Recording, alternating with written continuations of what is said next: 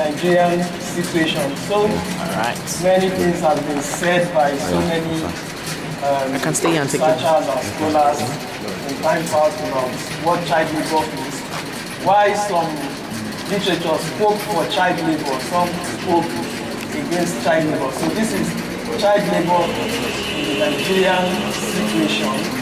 So as an introduction, child labor is seen as a social phenomenon that is problematic in several forms of human life, ranging from welfare to health to psychological and the integrity of the affected children, the health of observing and respecting okay, I was actually thinking rights of the child.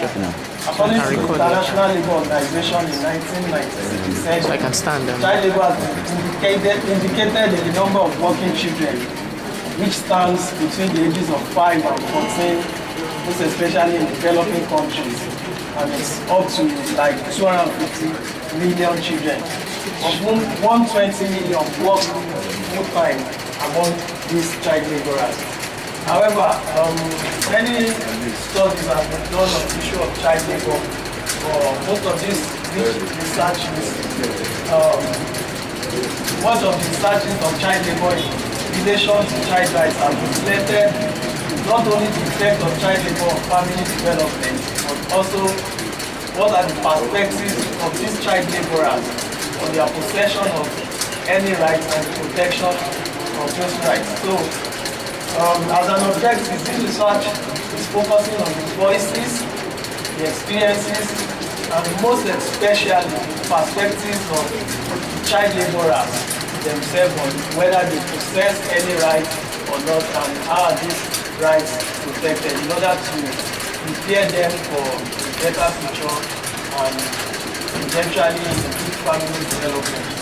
So, the current study takes as its focus the child laborers need to make a living for themselves and empower their families, thus propelling it to the effect of child rights in Nigeria. The study is focused on the substituting of the phenomenon of child labor because it may have come to be an inevitable part of the Nigerian structure, but how do the child laborers themselves view child labor, their rights as Nigerian children, and interpretations of family development in their community? So, the theoretical framework for this study was the structural functionalism perspective, structural functionalism.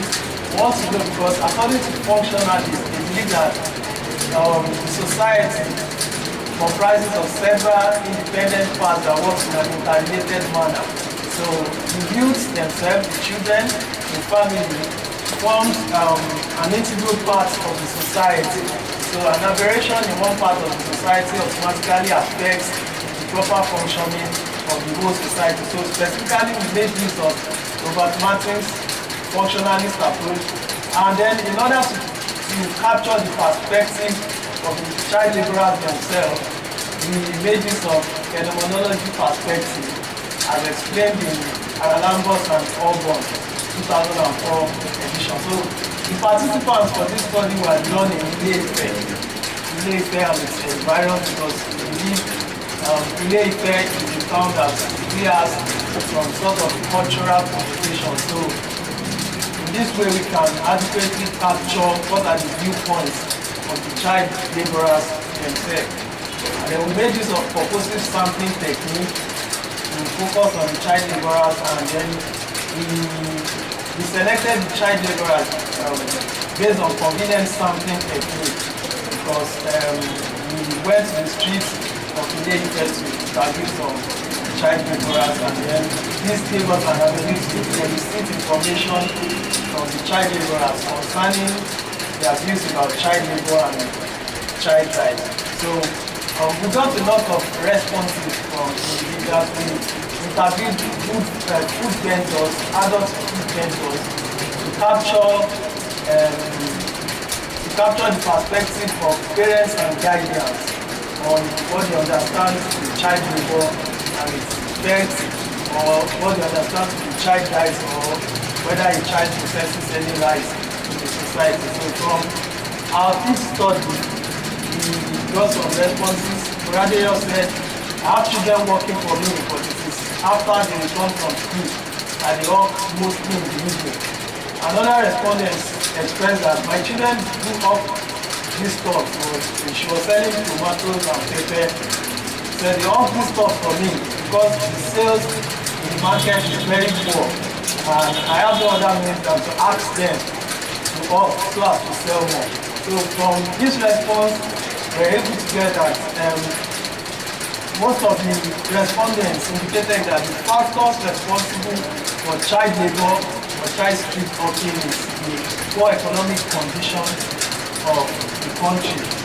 Another respondent said, 3 of my children are hawking for me, but it is after we come back from school. You see, I asked them to off because we are no longer selling very well as before.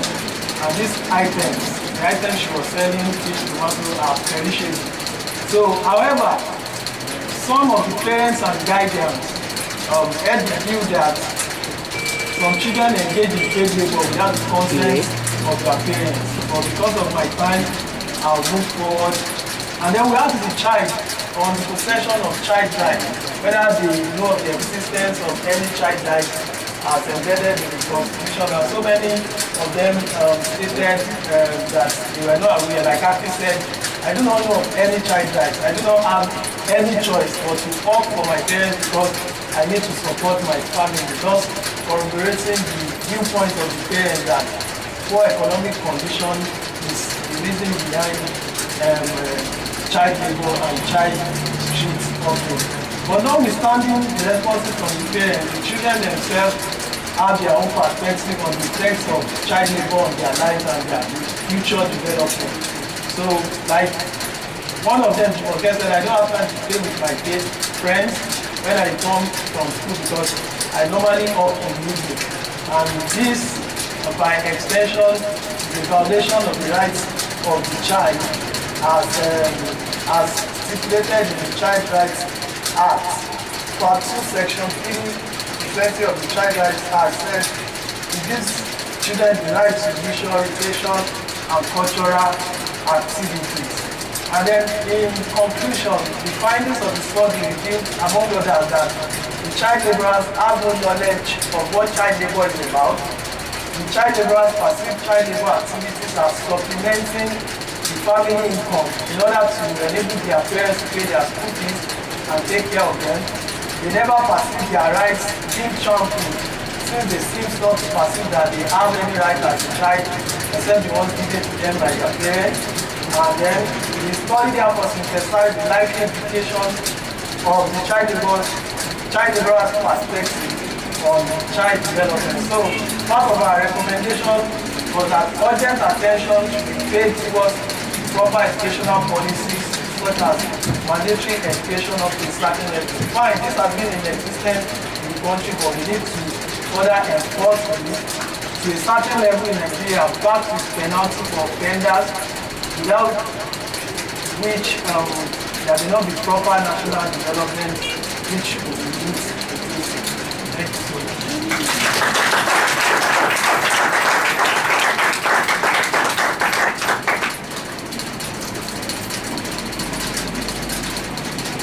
Thank you, Rapporteur.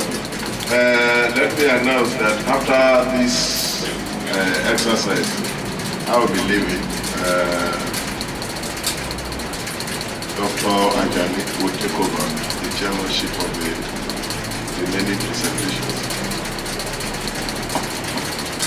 Thank you, sir. Mr. Oweye Omotayo and Ajiboye O. presented a paper titled The Future of National Development in Nigeria, Negotiating Between the Boundaries of Child Labor, Child Rights, and Family Development from the Perspective of Child Street Hawkers in Southwest Nigerian Communities. The paper submitted that child labor is a social phenomenon.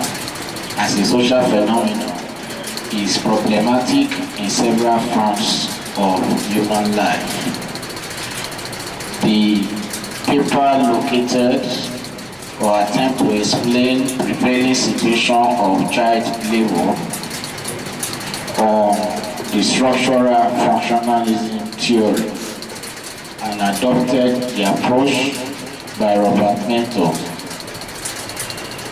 The paper gathered qualitative data through purposive sampling technique and in-depth interview of child laborers and some of the parents. The results of the paper show that the poor economic situation of the country is one of the key reasons behind child labor. The results also show that some of the child laborers do not have knowledge of child rights, and the child laborer perceive their activity in form of economic assistance to the family. The paper concluded that for child labor to be properly addressed, there must be an enforcement of mandatory education to a certain level in the country. Thank you. Let me make my own comment before we give reactions. It's a contemporary issue and well presented, but there is one thing that is missing. When you are reporting your content analysis, you don't just say Jumoke said.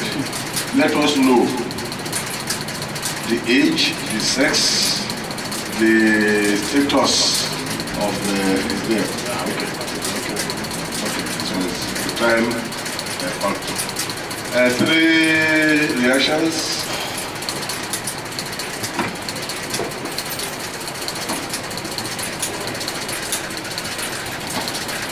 Yeah, I think I have to evaluate the presenter. Excuse me, Chairman, sir, before you go, there is an issue I want to draw your attention. I know that you are well grounded in qualitative research, and as a father to us here in the faculty, I want to draw this issue to your attention. In reporting qualitative results, is there no need to consider or to have ethical consideration in the report? Is it in order to mention names in report? So I want you to enlighten us from your experience. Is it okay, sir? Well, ethics in research can be handled in different ways. There are some topics that are so sensitive that you don't mention names. If you are dealing with issues related to health challenges like HIV, AIDS, tuberculosis, I don't think anybody would want his or her name to be infringed. But for this topical issue, I assume that the authors actually obtained the consent of the respondents. If they did it, then it would be illegal for them to mention this. But if they did, there's nothing wrong in it. Did you? Oh, pseudonyms. Oh, okay. Did you report that you used pseudonyms? Okay, so that's not allowed. Thank you.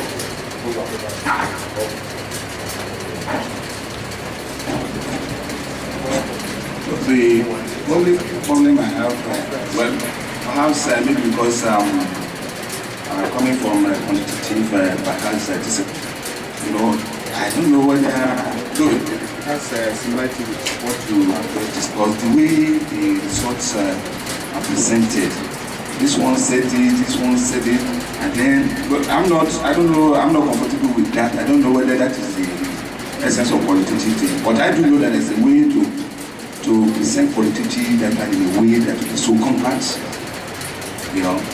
and you see, the idea of saying this one, say I don't know. To me,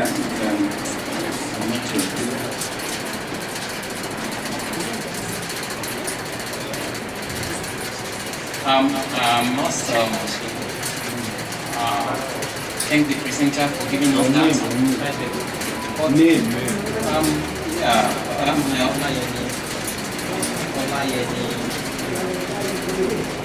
From economic department.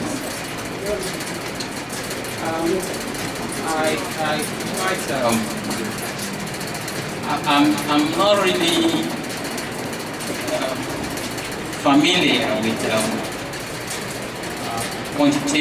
qualitative studies like this. But I think the authors must have obtained or had access to standardized questionnaire where you extract your questions. Because looking at the way it is reported, where are you actually driving at by looking at it? When you look at the topic and you look at what you have presented, you begin to wonder, is there connection really? The first line in your title reads the future of national development in Nigeria, and then negotiate it. I think from what I heard from you present, I think it's better you are reporting something like perspective of those people. But the title here is confusing. Looking at the future, what implies the future in your research now? You want to know. And then negotiating. Who is negotiating what? I think I want the title to be precise, to speak volume concerning the content of what you are writing. And as Dr. Arema said the other time, I think I agree with him. The presentation, I'm not comfortable with that kind of presentation. Even when you are going to present that like that, it should have been based on logical inferences. Merely he said this, Bola said this, without, bringing all these things together, bringing reasoning to it. Thank you.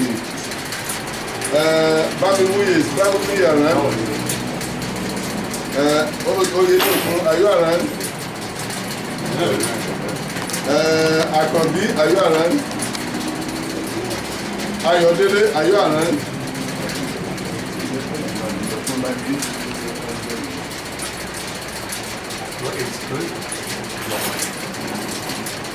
So, in short, what I'm trying to say is that make your topic reflect and also use standardized questionnaire such that what you are presenting can be compared to similar work being done.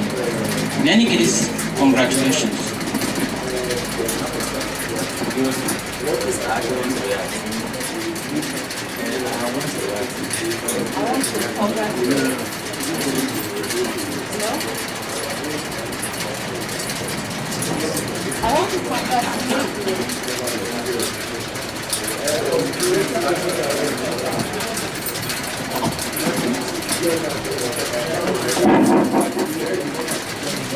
I want to congratulate the authors for this paper.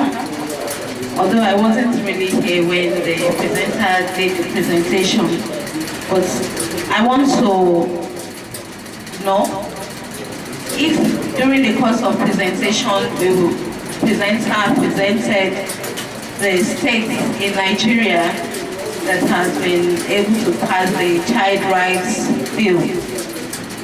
If it's not in your paper, I think it's something critical that should be added, because this is a topical issue, like we all agree. Beyond that, we are talking about the fact that most of these child laborers, they don't know their rights. The bills, if they are on ground and if they are being passed in some states, that if you do the review, without go down to the stepping down of these bills, are they actually gone down to the grassroots to to sensitize those concerned. Because if there's no bill on ground, there's no how you go down and say somebody knows his or her right. It should not be a right if it's not on paper. That if you violate this rule, this is going to be your punishment. So, I want the authors to look at this critically. Thank you.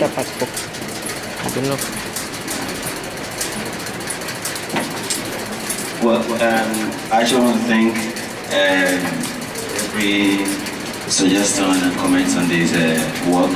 But actually, what we're actually looking at is to look at the future of national development from the perspective of this child people who are actually working on the streets. Because if you actually know how to get their viewpoints, you will know where Nigeria is going tomorrow. Most of them actually are gotten from the street. We actually use a kind of, it's a new and emerging method called methodological uncertainty in an anthropological world. You just go to the field and test whatever methods you want to use. You don't actually just have something in mind, but that was how people actually started anthropology. They just went to the field, not actually knowing what method to use until they get there. So that was actually what we used. And what we're actually looking at is to look at how these children view child labor, view child rights, and look at the way they view their future family.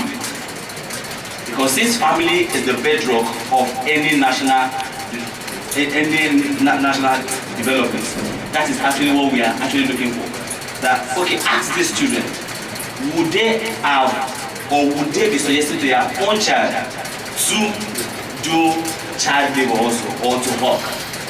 Since Nigeria is filled with unemployment, and they've been tailored towards this selling of tomatoes and all sorts, we actually wanted to know, okay, would they be inculcating their children also to this kind of lifestyle, in which some of them said they will, some of them actually relented on giving their own ideas about it, but from their own body languages, you will know they don't actually have this hope in Nigeria, so to say. So that was why we're actually looking at the future of national development. They will be there tomorrow.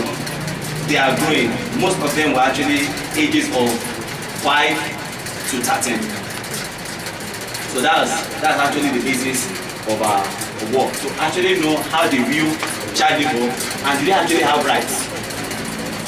Do they actually know whether they have rights? And we actually had a section which, because of time, to actually say the effect of this on national development. Because we narrow it down to the issue of education. Once they don't know, once they are not actually educated from their primary school, they will not be able to know what their rights are. And just as we actually took that cue from now that we should be able to state the state of child rights in Nigeria. Thank you.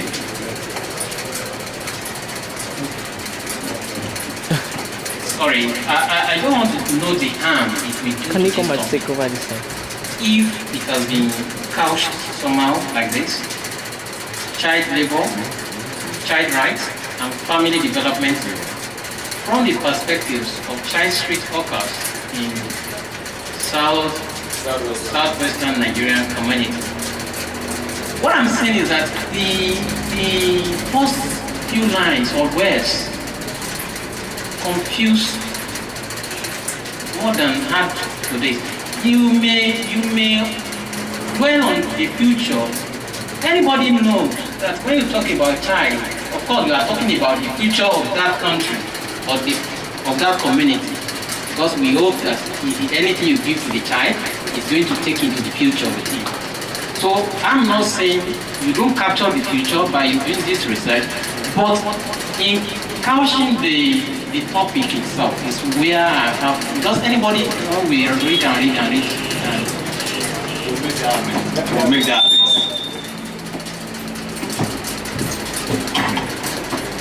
Yeah, thank you very much. We will take the last call. Yes. All right.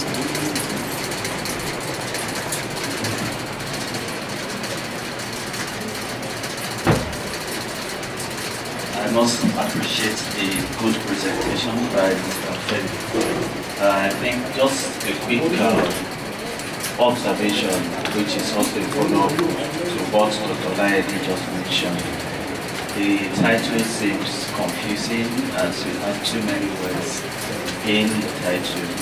But that notwithstanding, I think the presenter was able to give us a good insight into what the issues of interest are as far as this paper is concerned, and I would encourage them to focus their attention on that and remove the words that are confusing.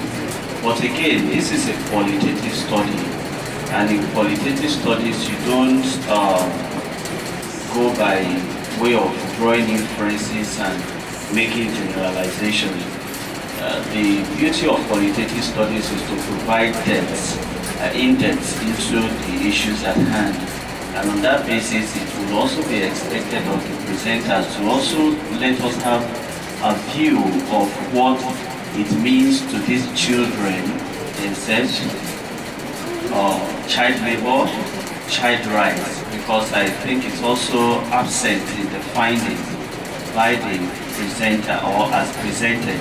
And a possible reason for this is also the absence of a thematic approach in presenting a finding. And that would have been able to answer the question raised by Dr. Aremo. If the presentation has been done thematically, when you do a thematic presentation, it would enable your readers as well as your listeners to also appreciate the essence of what is being done. But on the overall, I think it's a topical issue and we can develop it more. Thank you. Thank you very much for all these wonderful contributions. We hope that the presenter will go back and work on this paper and make it better. The next presentation that we're going to listen to is the one by all right, we are going to take the presentation of Mr. Olani Ron Sunday social science of the Parenting Youth Fellowship Initiative, U.S. Consulate General, Lagos.